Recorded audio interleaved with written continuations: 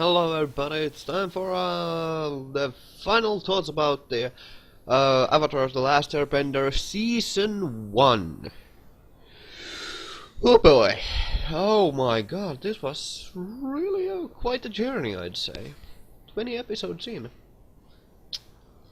It's been a pretty nice ride, I'd say, overall.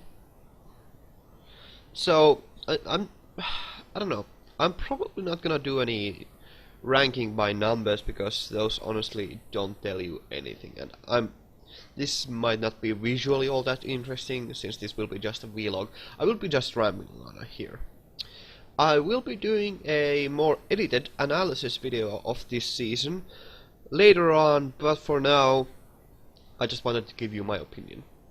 So the season 1 was, how should I say, it was really good. I have no problems with the season 1, at least. It was I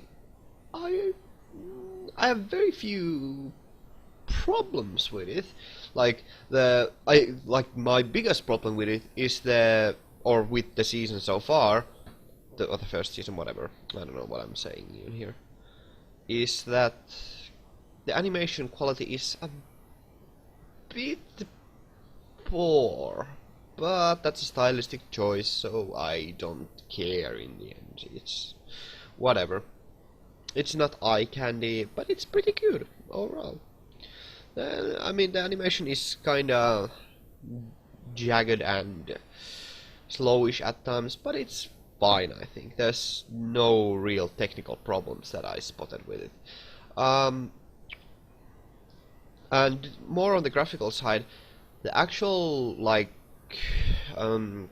visual design of the show so far has been very good. Like, they have very well differentiated all the different tribes from each other. Like, there's just no mistaking Water Tribe for Fire Tribe. They are or Fire Nation, if they are so called, whatever. They are very different, and they are very well designed so that you can see their differences very easily. Again, you can just recognize them basically just from the outlines of their costume, which is pretty cool. I really do like that. Oh my god, this will be a long video. Okay, whatever. So, I don't know. There's not much else I will go into detail here about the graphical design itself. Like, every character, in my opinion, is very well designed. Like, there are really no lazy designs there. Like, the fact that the Fire Nation soldiers wear face masks, that's kinda lazy. But it's an interesting stylistic choice, and I do quite like it actually, because it gives a sort of menacing look to the Fire Nation soldiers, which is very good in my opinion. I really like that. Even though it takes away their personality, but at the same time that makes it more threatening, and thereby very cool. Kinda. Not cool is definitely not the word I'm looking for here, but it's very good in my opinion. Like, that's a very nice design, and it's used in wars rather. It's used in real life actually very much, the dehumanization of both your enemies and your own soldiers, so that, yeah, whatever. You know, it's just cool. It's a very neato thing that I do quite like.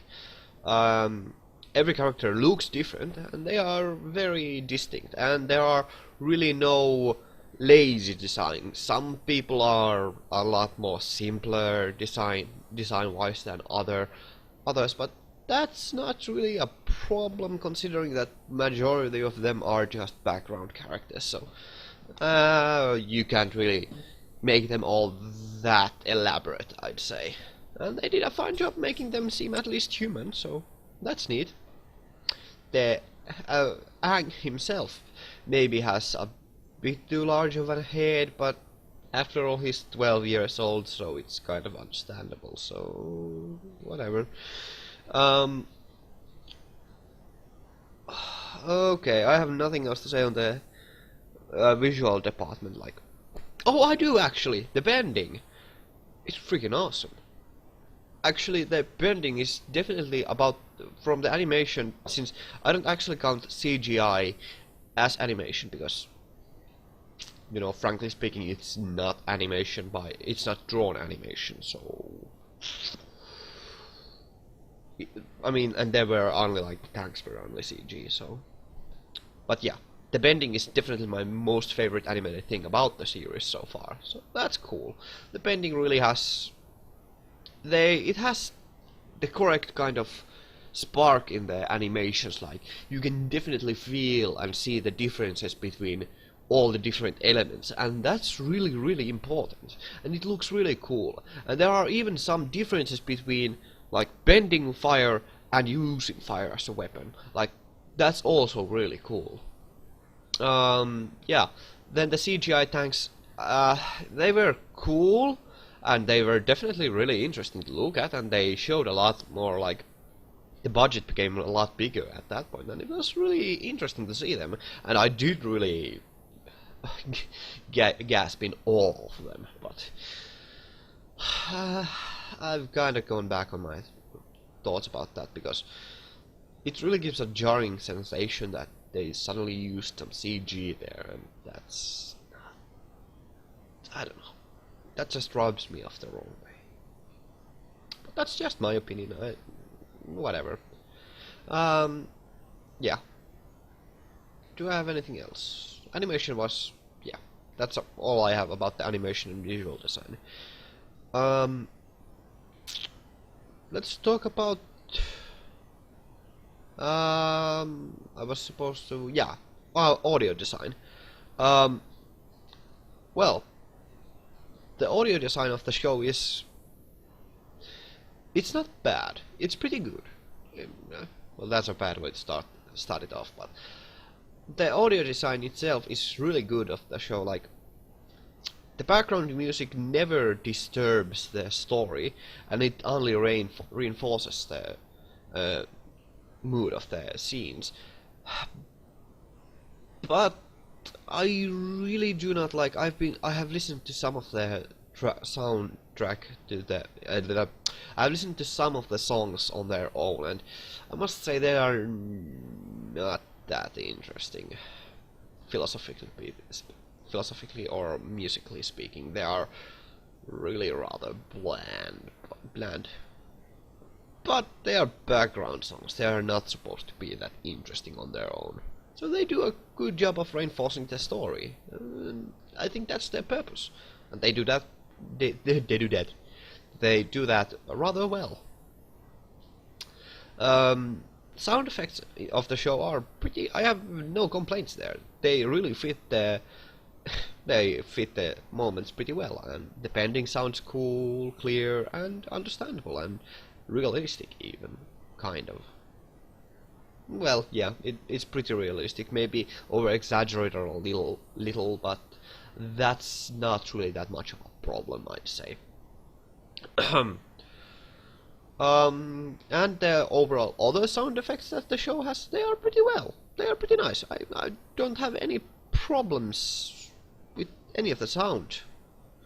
But I do have to give mad props to some of the voice actors. For one, like, well, there are quite a few characters that I do very much enjoy. Like, for one, I do enjoy Zuko's voice actor.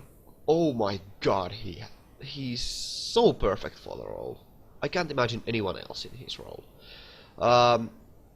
Iroh is very good fit. Like, Iroh's voice actor is also very good for the role. We heard the Fire Lord speak on a bit, and he was really good. If I remember correctly, he was the actor who played Luke, but I can't remember his name. Whatever, he's a good voice actor. Unfortunately, though, I don't really have that many other notable like things to say about the voice acting. It's just good, but it's nothing mind-blowingly awesome. Like, I was kind of left disappointed with it. I wanted something more, but it's not bad. It's good. The voice acting is good. Okay, and then let's talk about the real big thing, which is yeah, I could talk about a lot of other things, but yeah, you know, I want to keep this like humanely lengthy. So let's talk about the story itself, because I think that's the most important part of this thing. And okay, there's quite a few things about this to say. Let's get the easiest ones out of the way. So first off, uh, the show has an episodic format. At least it had for the majority of the season, and that did not do it.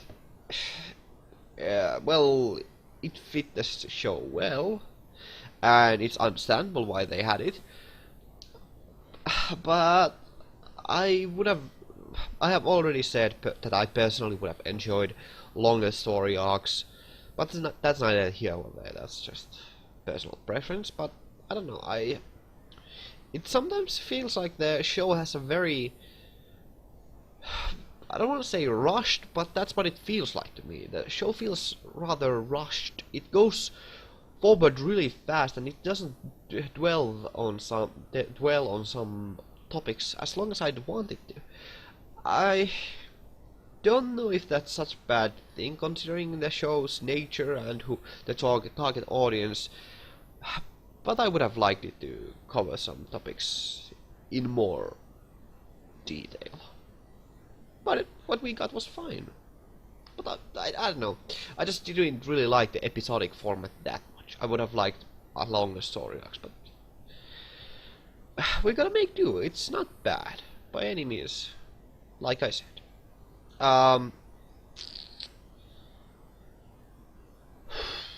Well, then the whole thing about the story, like exactly the plotline.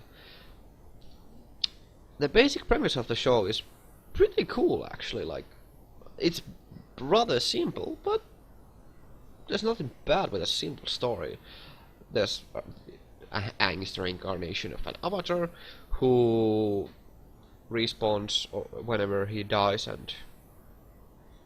or reincarnates rather, and carries on a legacy of talent in bending and ability to master all four bending, and is destined to do great things and blah blah blah, and he's supposed to master all the four elements and bring peace or some stuff like that. It's so basic, but it's really basic. Like, damn, that's basic. That goes like really back a long way in the history. Like, that resembles a lot of the stories that had been told in ancient Greece, and that's really saying something.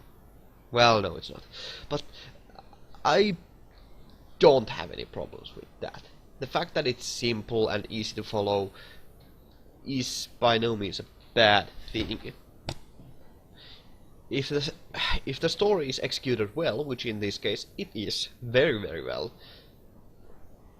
why does it matter how complex the story is, or how complicated the characters are, or how complicated the issues they handle are?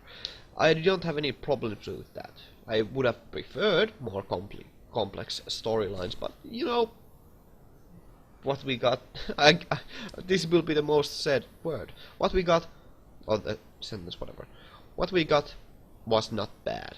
I'm very happy what we got, because the story is very well self-contained, and it really wraps up really neatly at the end.